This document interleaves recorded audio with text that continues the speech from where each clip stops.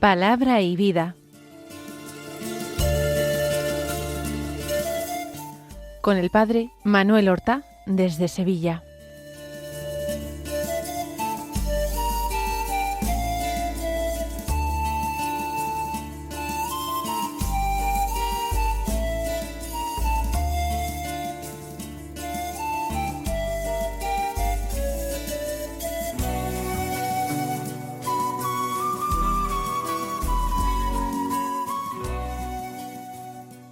En el nombre del Padre, y del Hijo, y del Espíritu Santo. Amén. Alabados sean Jesús y María. Muy buenos días, queridos amigos, oyentes de Radio María y seguidores del programa Palabra y Vida. Hoy es el miércoles de la 32ª semana del tiempo ordinario. Y este miércoles es día 13 de noviembre. En este día la Iglesia celebra la memoria de un santo padre de la Iglesia, San Leandro de Sevilla. Su padre se llamaba Severiano, era seguramente un hombre noble y rico de origen hispano-romano. La familia tuvo que emigrar. Leandro es el mayor de 4 hijos, el segundo de los cuales se llamará Fulgencio y llegará a ser obispo de Écija en Sevilla. El tercero fue Florentina, que se hizo monja como sus hermanos, también en un monasterio de Sevilla, y el pequeño Isidoro, que sucedería a Leandro como arzobispo de Sevilla y metropolitano de la Bética. Leandro, dedicado a los estudios, se hizo monje en Sevilla, y de allí fue llamado a ocupar la sede de, como hemos dicho, metropolitana de Andalucía, la sede de Sevilla. Fundó una escuela de estudios para estudiar no solamente las ciencias religiosas, sino también humanidades, la historia, las artes. En esta escuela fue alumno su hermano Isidoro, todavía un niño pequeño, se educó allí. Pero también se educaron los 2 príncipes, hijos del rey Leovigildo, cristiano arriano como la mayoría de la población. Concretamente el mayor, Hermenegildo, fue muy amigo de su maestro Leandro y se hizo católico, a despecho de su padre. Su hermano pequeño Recaredo no permaneció en la fe arriana hasta fecha posterior. Leovigildo a su hijo primogénito, Hermenegildo, lo hizo gobernador de la Bética, todo el sur de España, desde Portugal hasta Cartagena. Y en un cierto momento estalla una persecución decretada por Leovigildo contra los católicos. De hecho, él tiene enemistad contra el catolicismo, que es la religión del pueblo franco, que ha obtenido victorias militares contra los godos, y los ha ido expulsando de la Galia hasta el punto de perder incluso su capital en Narbona. Hermenegildo, ya converso al catolicismo, resiste a su padre en Sevilla y estalla una guerra civil. En esta guerra civil será derrotado Hermenegildo y mandado ejecutar por su padre. La Iglesia lo venera por ello como mártir, como San Hermenegildo. Leandro tiene que huir al destierro, tiene que huir también porque Hermenegildo, antes de la caída de Sevilla, lo envía hacia Constantinopla para pedir ayuda al emperador de Bizancio. Leandro va allí, no va a conseguir esta ayuda, y tiene que quedarse allí desterrado. Pero allí, en la corte bizantina, conoce a otro monje y obispo de nombre Gregorio. Serán amigos íntimos. Se conservan cartas cruzadas entre ambos, y Gregorio le llamará el más amado. Ese Gregorio llegaría a ser papa con el nombre de Gregorio Magno, lo conocerá la historia. Leandro finalmente vuelve llamado por Leovigildo, que en el lecho de muerte se convierte al catolicismo, y quiere que Leandro sea el preceptor y el que ayude y aconseje y convierta a su hijo Recaredo, que ahora se convierte en el heredero y que asume la corona tras la muerte, ya converso al catolicismo, de su padre. Recaredo, probablemente por influjo de Leandro, también puede ser que el interés político jugara, se convierta al catolicismo, asume la corona y todo el pueblo godo termina convirtiéndose al catolicismo. Leandro preside el tercer concilio de Toledo en que se consigue esa unión política y religiosa de toda la península. De hecho, los godos se funden con los suevos en un solo pueblo visigodo. Morirá santamente Leandro después de escribir algunas obras que no se conocen. Se conserva una carta a su hermana Florentina que se reconoce y se considera como una regla de vírgenes, regla para monjas. Morirá santamente en torno al año 600. Vamos nosotros a escuchar ahora la palabra de Dios que se proclama en la liturgia de la misa del día. Estamos leyendo la carta del apóstol San Pablo a Tito.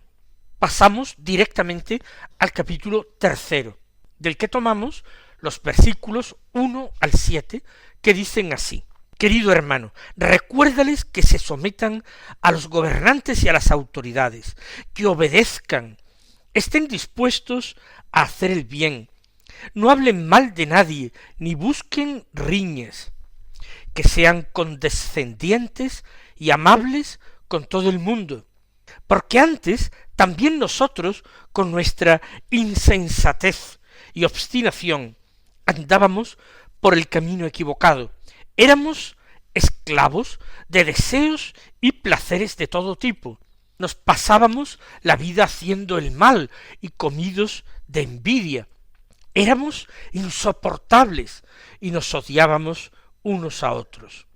Mas cuando se manifestó la bondad de Dios nuestro Salvador y su amor al hombre, no por las obras de justicia que hubiéramos hecho nosotros, sino según su propia misericordia, nos salvó por el baño del nuevo nacimiento y de la renovación del Espíritu, que derramó copiosamente sobre nosotros por medio de Jesucristo nuestro Salvador, para que, justificados por su gracia, seamos en esperanza herederos de la vida eterna. Tito es uno de los discípulos preferidos de Pablo, alguien que le ha acompañado en sus correrías apostólicas.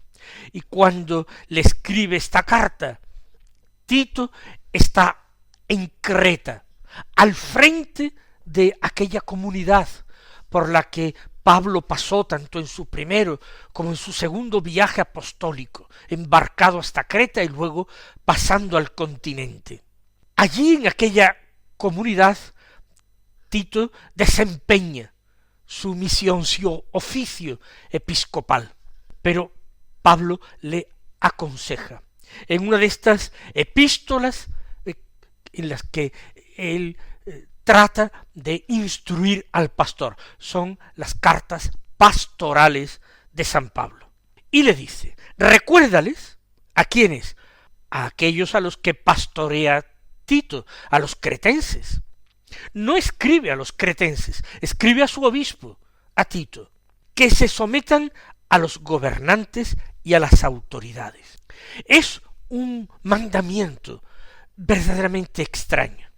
Hoy podemos estar un poco a punto de rebelarnos contra estas palabras de Pablo. Cuando uno no tiene buenos gobernantes, cuando uno tiene gobernantes que además de su escasa cualificación y competencia, además no son personas virtuosas, al contrario, entregadas y defensoras del vicio y del pecado, cuando son injustos, ¿cómo es que hay que obedecerlos? ¿Cómo someterse a gobernantes y autoridades de cierta calaña? Pues Pablo lo dice abiertamente. Hay que someterse a las autoridades civiles. Por supuesto, en todo aquello que manden, que no sea directamente malo o pecaminoso.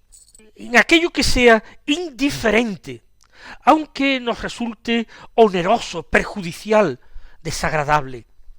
Hay que someterse a las autoridades, hay que vivir la virtud cristiana de la obediencia, sometiéndose a las autoridades. En aquello que sea pecaminoso, no.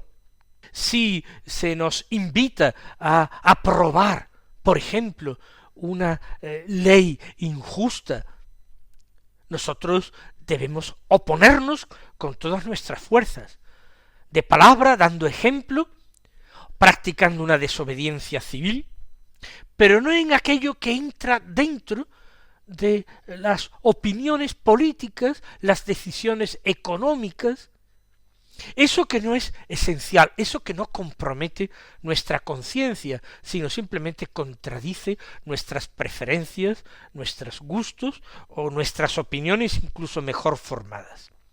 Que se sometan, que obedezcan, dice el apóstol, estén dispuestos a hacer el bien, no hablen mal de nadie.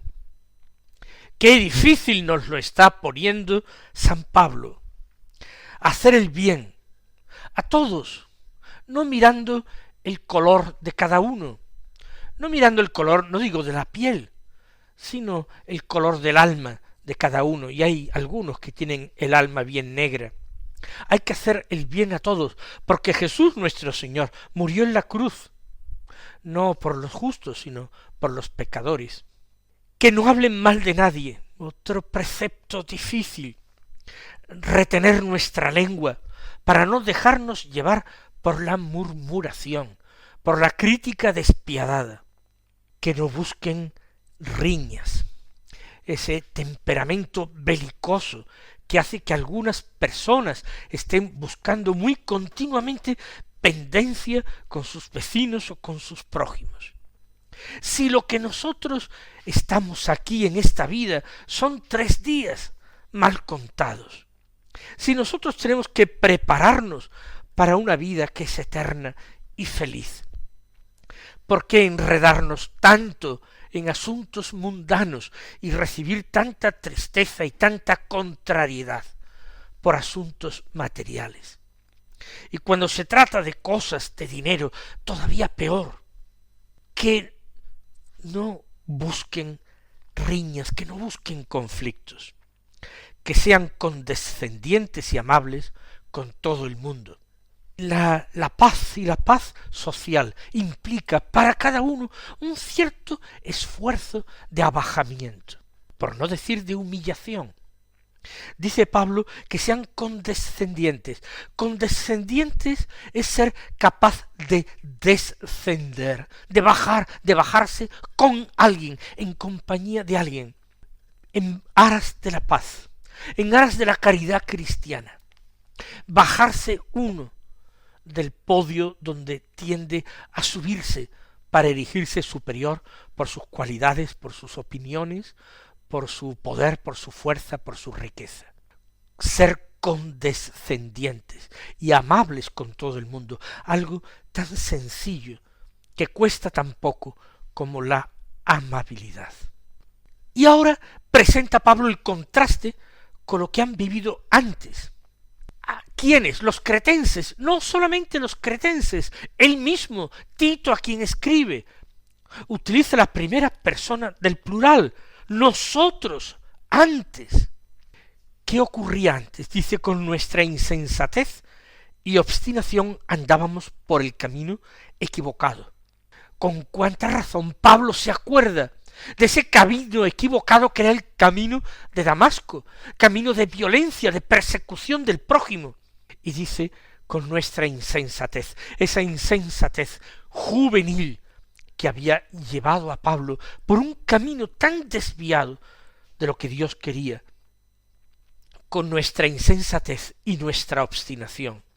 Pablo se había empecinado en aquella idea, había que destruir el camino del Evangelio, había que perseguir a los discípulos de Jesús Nazareno.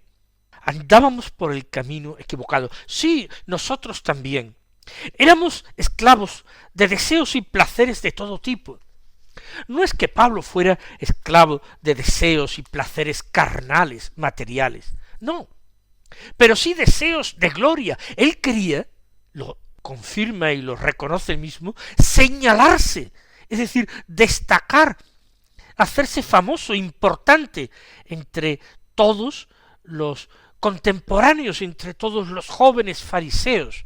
Destacarse, era esclavo de ese deseo, de una gloria, de un celo religioso malentendido, de ese placer de la victoria, de aplastar el enemigo. Nos pasábamos la vida haciendo el mal y comidos de envidia. ¡Qué cuadro nos pinta el apóstol! Sí, él también se reconoce en este dibujo sombrío, haciendo el mal, porque el bien no es lo que nosotros decidimos que sea el bien. El bien es el que nos muestra, el único que es bueno, Dios, nuestro Señor. Pasábamos haciendo el mal nuestra vida y comidos de envidia. Éramos insoportables y nos odiábamos unos a otros. ¿Acaso Pablo no estuvo presente y quizás alentó y colaboró de alguna manera en la lapidación de San Esteban, el protomártir? Claro que sí. Nos odiábamos unos a otros, incluso entre los miembros del pueblo santo, del pueblo de Israel, divididos en facciones, con Cristo contra Cristo, insoportables. Este es el panorama sombrío, pero esto es algo pasado. Ahora el Evangelio nos llama a otra cosa. Por eso dice Pablo, mas cuando se manifestó la bondad de Dios nuestro Salvador y su amor al hombre, a cada uno se le manifestó en un cierto momento de su vida, de una manera concreta.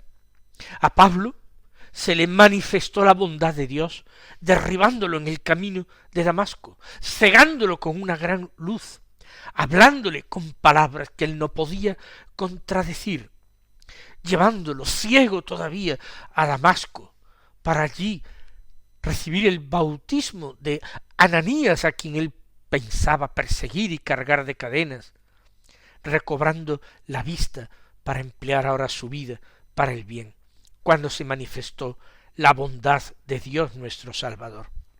No fue que nosotros, tras arduas deliberaciones y profunda reflexión y práctica de virtudes, nosotros enderezáramos el camino. Es la bondad de Dios nuestro Salvador, es su amor al hombre, su criatura, el que nos ha hecho cambiar, el que nos ha convertido. Sigue diciendo, no por las obras de justicia que hubiéramos hecho nosotros, no nos merecíamos nada, podríamos haber continuado en ese camino equivocado que lleva a la muerte, ese camino de violencia, siendo insoportables, odiándonos los unos a los otros, comidos de envidias, pasando la vida haciendo el mal, entregados como esclavos a los placeres y a los deseos de todo tipo. El fresco que ha pintado con palabras tan terribles y duras Pablo. La bondad de Dios se nos manifestó. El amor de Dios al hombre llegó hasta nosotros. No por las obras de justicia que hubiéramos hecho nosotros, no por nuestros méritos, sino según su propia misericordia. Aquí está la palabra clave. De esto habla y hablará Pablo en todas sus cartas, por pura gracia, por pura misericordia de Dios. Él dirá que aunque sea el último y el más inmerecido, por misericordia de Dios, ha sido hecho, constituido apóstol de las gentes, de los gentiles. Por tanto, la bondad de Dios, su amor al hombre, no las obras nuestras de justicia que hubiéramos hecho, la misericordia, nos salvó por medio del baño del nuevo nacimiento. Ese baño del nuevo nacimiento es el bautismo. El bautismo es el nuevo nacimiento porque nos hace morir al hombre viejo, al hombre de pecado, al hombre comido de envidia, haciendo el mal insoportable, odiándose, para nacer como hombre nuevo. El bautismo es el nuevo nacimiento al que Jesús se refirió cuando le dijo a Nicodemo que era preciso nacer del agua y del Espíritu. Por tanto, nos salvó por el baño del nuevo nacimiento y de la renovación del Espíritu Santo. El Espíritu Santo quien ha realizado esa obra de crearnos interiormente como criaturas nuevas a imagen de Cristo, el Hijo único de Dios, el Hijo amado. Esta es la obra de Dios. La renovación del Espíritu Santo que prolonga la frase San Pablo que derramó, se refiere al Espíritu Santo, que derramó copiosamente sobre nosotros por medio de Jesucristo nuestro Salvador. El Señor Jesús, en los días de su vida mortal, y concretamente según nos narra el cuarto Evangelio de San Juan en la última cena, anunció a los apóstoles la venida del Espíritu Santo. Les dijo que aguardasen esta venida del Espíritu en Jerusalén. No era todavía el momento de dispersarse cuando él hubiera muerto, ni siquiera cuando lo hubieran resucitado. Tenían que aguardar la efusión del Espíritu en Pentecostés, antes de empezar a diseminarse por el mundo para llevar la buena nueva a todas las gentes. El Espíritu Santo, Pablo lo recuerda, fue derramado copiosamente por medio de Jesucristo nuestro Salvador.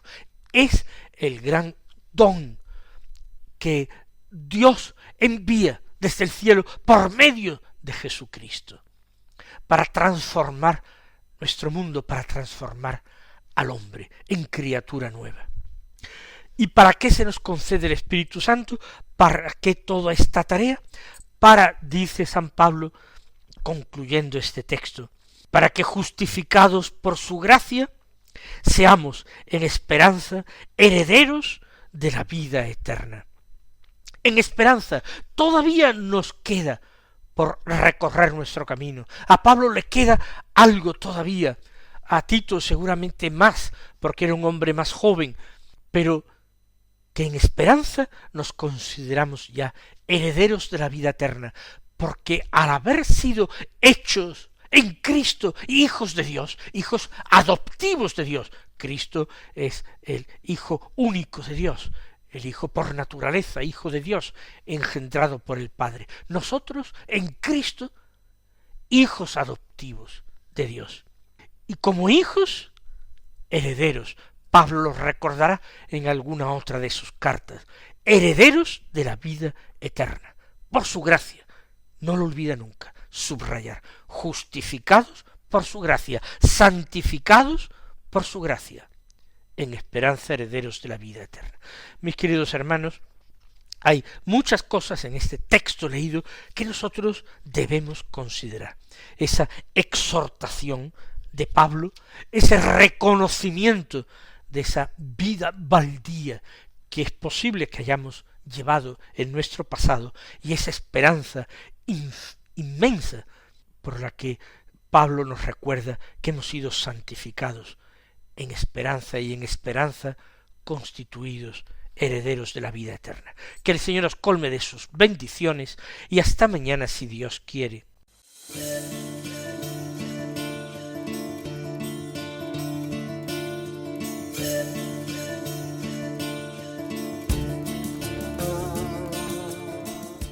Han escuchado en Radio María Palabra y Vida, un programa que dirige el Padre Manuel Horta.